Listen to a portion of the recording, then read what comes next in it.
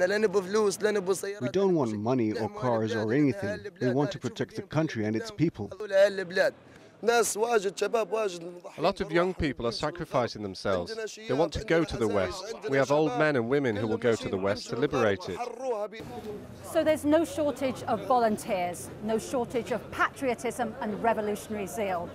But as to exactly when, how, and even if they intend to advance on the capital, that's another question.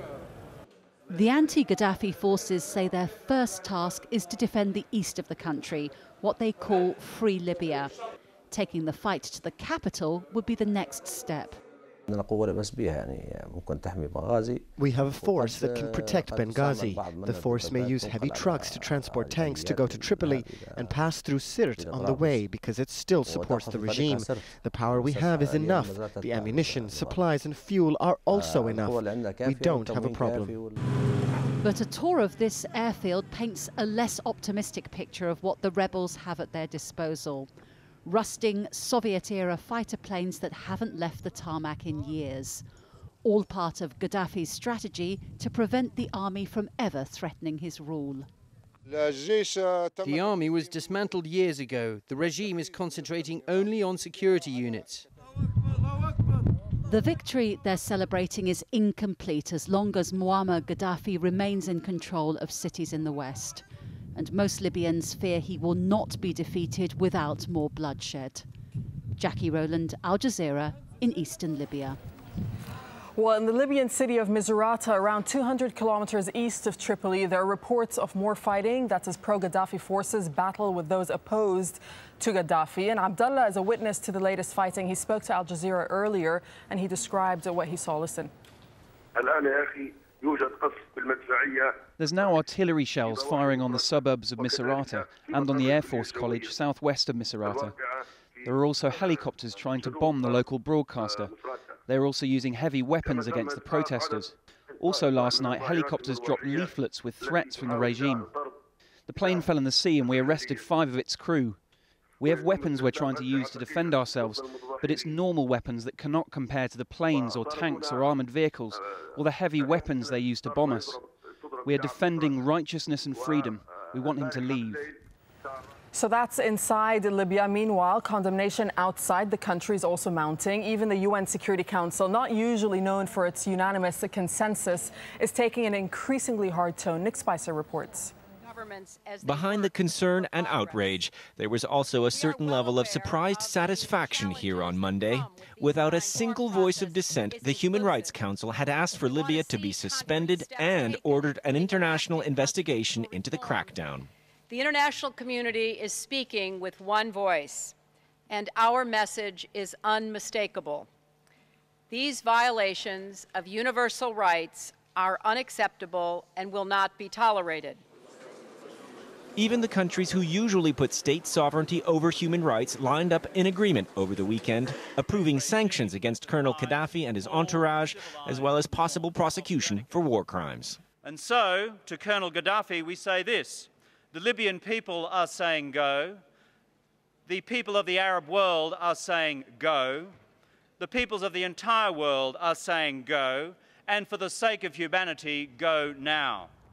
But if there is rare diplomatic unity over Libya, there is also recognition that much more needs to be done, that this is also a humanitarian crisis. The head of the International Red Cross told Al Jazeera that some of the elementary rules of armed conflict are not being followed. We have seen that. We have credible report about ambulances being used to carry weapons or things like that, and that's a very major concern because I think we think that's a question of life and death. Medical staff, ambulances need to be respected. They need to be able to do their work. It's not the case so far in Libya, especially not in the western part of Libya.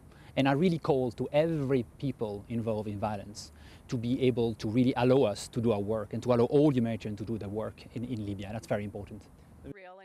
The U.S. is pushing Europe to take a lead role in the crisis, and the EU on Monday agreed to apply the UN sanctions. There is a recognition as well that the humanitarian and refugee crisis developing in Libya could affect Europe. We're trying to respond in real time to the crisis and, of course, to avoid the civil war that we fear, and making contingency plans to respond to the potential flow of refugees to neighbouring and to European countries. Sanctions and rhetoric, however rapid, will only take the world so far. Already some are saying military action may be needed, a far bigger challenge if the international community is to stay united. Nick Spicer, Al Jazeera, Geneva. Well, senior U.S. government officials spoke out against the Libyan regime on Monday, trying to add to the pressure on Muammar Gaddafi. And for more on that, we can cross over to Jane Dutton in our Washington News Center. Jane. Thanks for that, Doreen. U.S. Secretary of State Hillary Clinton and the U.S. Ambassador to the United Nations, Susan Rice, urged Gaddafi to stop ordering attacks on protesters and step down immediately. The remarks came as the U.S. President met with the United Nations Secretary General in Washington to discuss their next steps. John Terrett has a story. After 2 weeks of beating around the bush, the White House came out punching over Libya on Monday. Spokesman Jay Carney says Gaddafi's lost all legitimacy in the eyes of his people and the world and must go. He is no longer in a position to credibly lead his nation. And he is, in the meantime, inflicting horrific violence on the people he claims to serve and the people he claims love him. Earlier, President Obama met the UN chief at the White House. On a visit to the U.S. Holocaust Memorial Museum in Washington, Ban Ki-moon drew parallels between Libya and the past. Once again, we are being tested. In Libya, a regime that has lost legitimacy has declared war on its own people.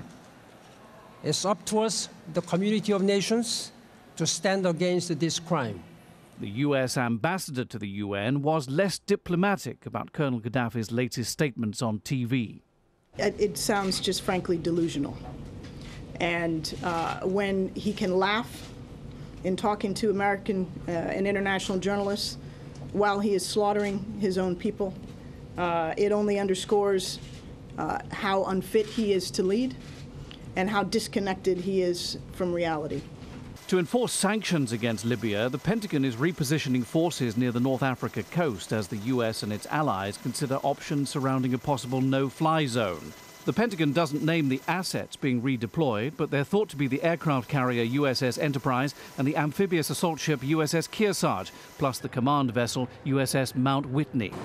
Also Monday, the U.S. Treasury froze $30 billion of financial assets controlled by Colonel Gaddafi and his family, held in U.S. banks. The move was described by the White House as the largest single financial freeze in U.S. history. John Terrett, Al Jazeera, Washington.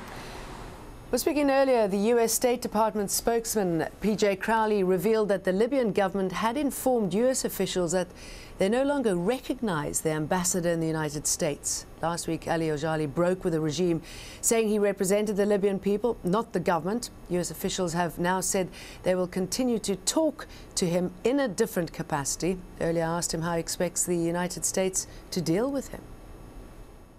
Well, I really don't know. This news just came now a few hours ago, and then we have to see how they